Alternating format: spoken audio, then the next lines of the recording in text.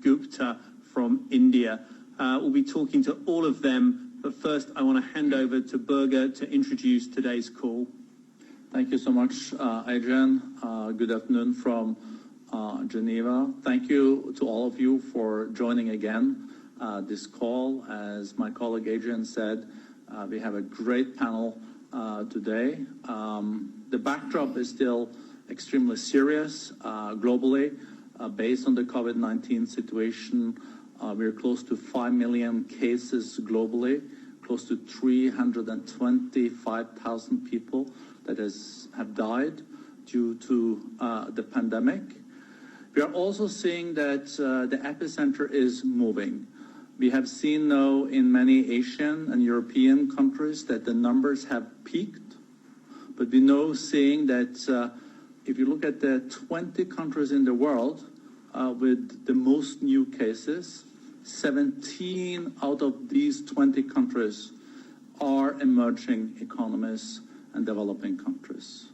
So this is a very serious development, and of course this will potentially also have a lot of negative impact on a lot of the things that we have achieved during the last decades.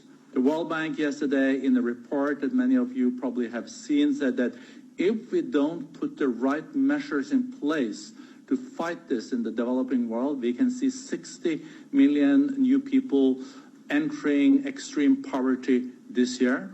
And for the first time in 2 decades, we will see also the global poverty rate increasing.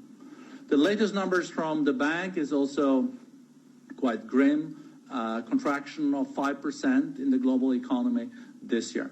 But this platform is about action, is about public-private partnership. We have 1,100 organizations, companies on board. We have more than 40 concrete projects now that are addressed to fight the impact of this pandemic.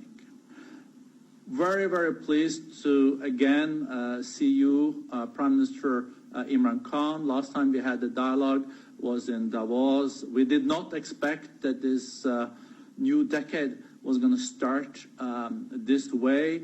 Thank you for joining us, and also thank you for being willing to share with us how this situation looks from Islamabad, from Pakistan, and the measures that you are taking. Prime Minister, welcome. Thank you very much. Well, let me just say that the experience of the developed world is completely different to what we are facing in the developing world. And in countries like India, Pakistan, Bangladesh, specifically the Indian subcontinent, our experience is somewhat different. Firstly, the speed at which COVID-19 spread in Europe and in the United States, we are not experiencing that same sort of speed. On the other hand, we are still facing rising number of cases, and we still haven't reached our peak here. But from day one, the difference between, say, what we've seen in Europe and in the United States, and in fact even in China, the difference is that we had to face this twin challenge. One was to stem the growth of the virus, so hence the lockdown. But the bigger challenge, and increasingly in our countries, the bigger challenge is how to mitigate the effects of lockdown on our population with this rising poverty. To give people an example of what we are facing in Pakistan, and I think it's the same sort of situation in India and possibly in Bangladesh. In Pakistan, we have 25 million workers who are either daily wages or get paid weekly or are self-employed. So when we locked down like the whole of the world to stop the spread of the virus, all these people became unemployed. And when we were talking about 25 million workers, you're talking about 25 million families. And actually it has affected round about almost 120, 150 million people. And these 120 and 50 million people face stark poverty. Unless the men or the women who were working, unless they work, they cannot feed their families. So what we did was, and I'm very proud of my government, we came up with this cash transfer program. And we touched 15 million families. So far, we have touched 15 million families with cash transfers. And this is what's mitigated the effects of the lockdown. But this is only a short-term solution.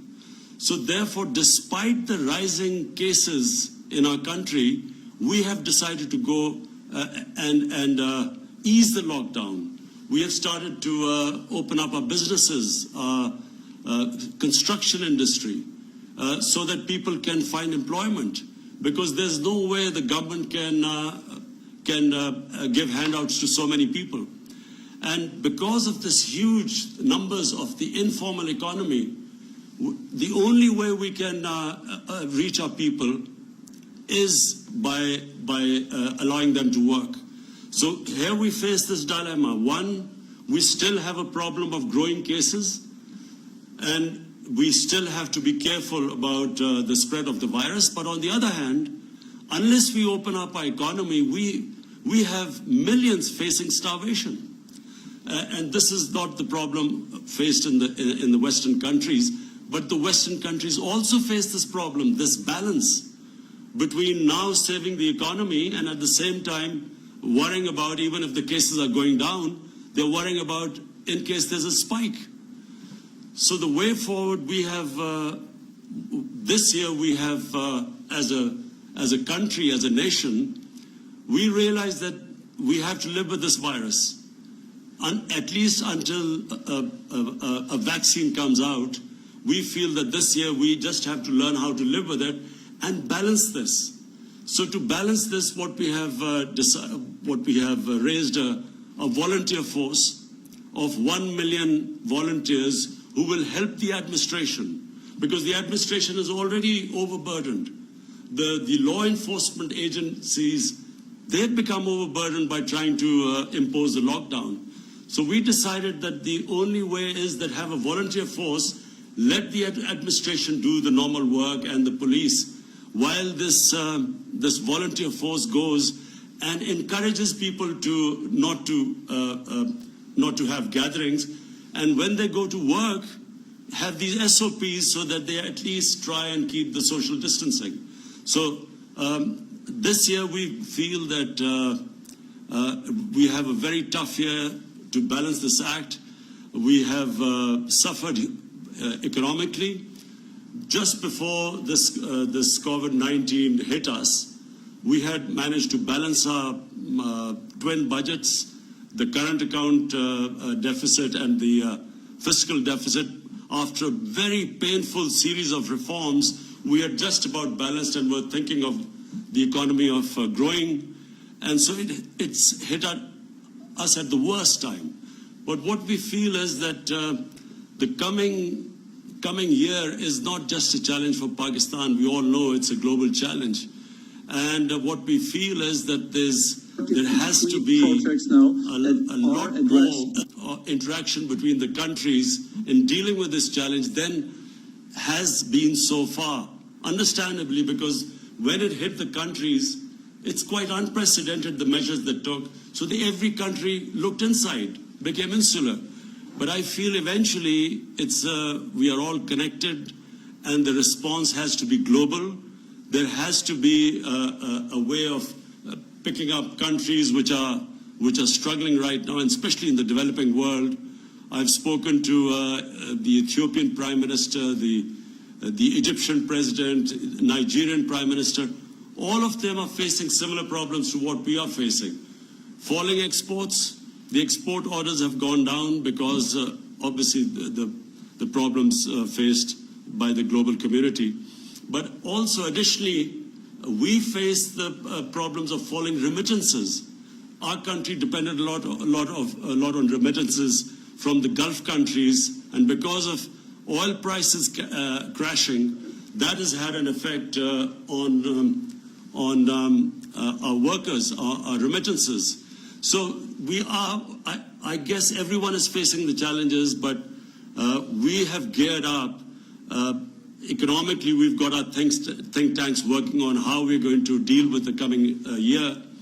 At the same time, we have a very good developed a system of a national command and control center, and the whole idea is that every day the whole idea of the center is to balance the whole thing. They watch where the cases are growing, how we are going to deal with them, isolate individual areas where there is fear of spreading, and at the same time how we can keep our economy going. So I guess this is what the world community faces. Thank you so much, Mr. Prime Minister, for sharing this. And I think we are all have a lot of respect for the very difficult dilemmas leaders are now in between lives and livelihoods. And especially in poor countries, this is really a huge task. And as you underlined, when we met in Davos, we thought the global economy was going to grow with 3% this year, and now it's going to contract with 5%. So this will have huge impact. And I guess that the global debt situation is also something that is really a serious issue for Pakistan. I'm going to go to the Development and Trade Minister of the Netherlands, but if you can very shortly, Prime Minister, just in 1 minute say something about the global debt situation and also the special situation for developing countries, because there is a discussion about a global plan here. G20 countries have come up with a debt relief. They've just come up with a policy of debt relief, but it needs to be plan here. There need to be more details and more work on this. But let me just put it this way: a lot of the developing world faces the situation where, because of their debt servicing, their fiscal space has contracted. They don't have enough space actually to cope with this challenge of health facilities, because the biggest problem caused by COVID is it's overwhelmed the health facilities, the hospitals. So therefore, the reason why there should be a debt relief, and the G20 is looking into it, because we need that fiscal space now to divert resources towards health and also to environment. And unfortunately, right now that space is not there. And as I said, I spoke to the heads of Nigeria, Ethiopia, and Egypt. All of them face a similar situation to us. Yeah. No, thank you so much, Prime Minister. And what you're really alluding to is kind of a bridge, because there is an imminent need for stimulus to make sure that things are also working until growth is back. I think this is a nice segue also to Sigrid Kaag, because Sigrid, you're not only the Trade Minister of the Netherlands, but you're also the Development Minister. We'll come back to the situation in your country, but what Prime Minister Khan was alluding to here was the G20 is looking at a way to also make sure that people are fed, that things don't totally stop now in the immediate crisis. This is what stimulus is needed for, and a debt relief will possibly give a bit of relief there. Any thoughts on this?